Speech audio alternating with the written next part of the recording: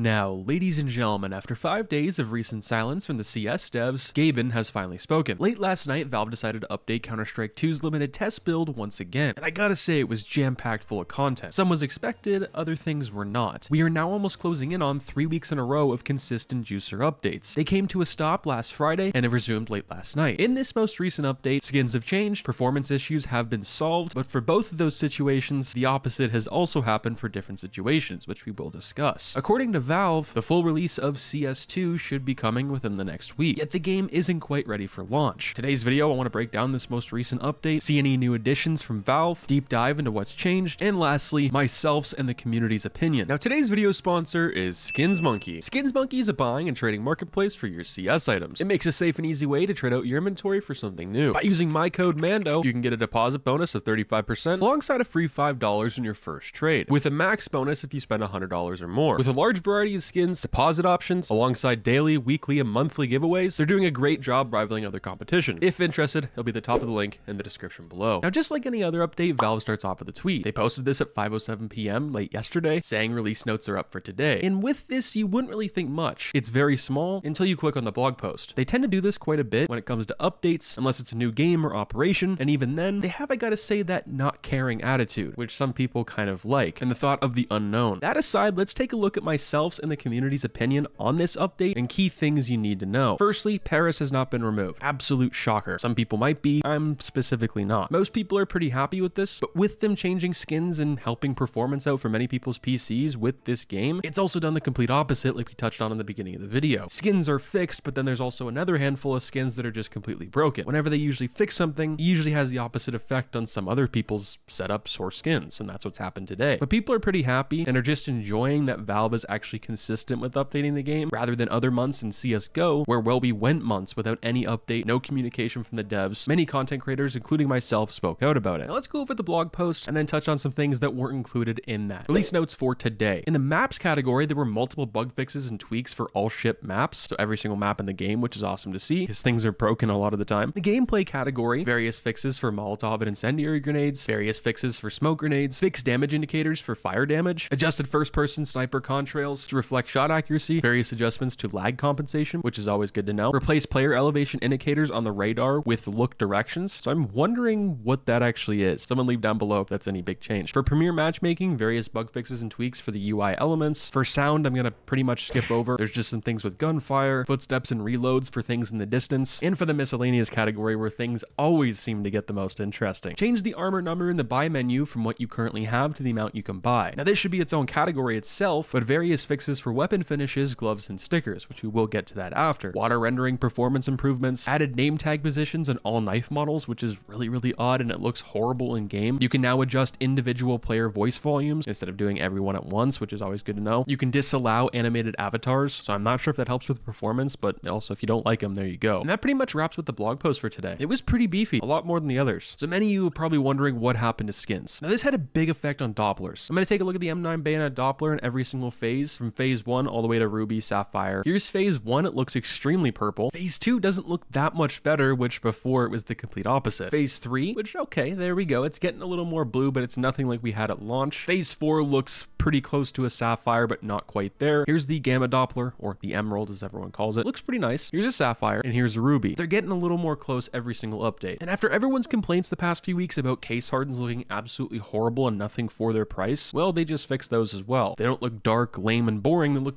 well, how they're supposed to be in CS2. Here's an M9 Blue Gem, some really good screenshots, they're really nice. Here's some other screenshots of the M9 Doppler, they look absolute killer. Honestly, might be some of my favorite knives in the game right here. According to some, marble fades and some Dopplers took a hit on certain knives, not every single knife, and a lot of the gloves now do not have texture like they used to just a couple weeks ago. According to Gabe Follower, the Counter-Strike source Easter egg on Inferno is finally fixed, and it was also Steam's 20th birthday yesterday. So a lot of stuff in today's update, and many people have questions, including myself. And to ask those and also answer them, I'm going to bring this over to XMercy CS. Now, he's a Twitter CS content creator that I suggest everyone goes and follows. He has some really interesting takes on, well, the entire scene. Late yesterday, he had a couple tweets that I want to mention. At the rate CS2 is dropping banger updates, it seems like we're actually getting the release this summer, aka next week. Really anxious. We probably have not seen half of what the full release will reveal, and I completely agree. So this itself, I believe, will be a whole commentary later this week, but I agree with the second half, but I disagree with it coming out very soon. There's just way too many things to fix. There's multiple unreleased maps that we still have to get through and test, because if you look back at all the other maps that have released so far, they've taken weeks to months to perfect. So if they just all came into the game at once, it would not just break those maps, but possibly other ones as well. The same way skins, when those get fixed or something gets nerfed or buffed, it has a domino effect. And as it goes for skins changing, xMercyCS also had a tweet that pretty much sums up my question and answer for you guys. Skins have changed like 20 times already, and people still wonder if now is the final version. It isn't, and probably will keep changing after the full release. And lastly, I want to mention there was no more limited tests today, so this could either indicate a release soon, or we just keep going the same way where when we get a map, more people get invited. We have a bunch of content planned for this week that I think all of you are going to enjoy. Hopefully you guys have a great day. Stay positive, stay sexy. I'm out, guys. Peace.